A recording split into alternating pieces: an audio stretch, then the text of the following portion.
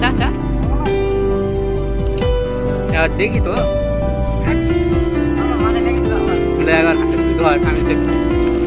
ভালো আছে ছেড়ে দেখ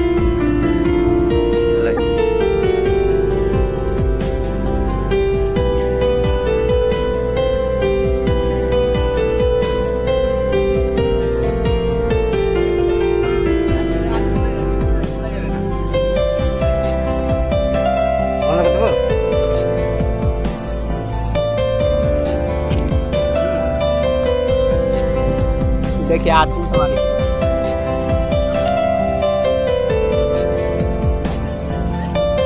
गले तो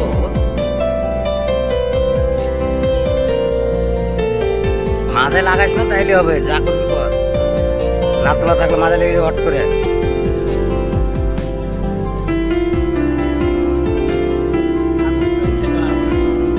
না লেগে যাবে মাঝে হট করে অভ্যাস না থাকলে মাঝে লেগে যাবে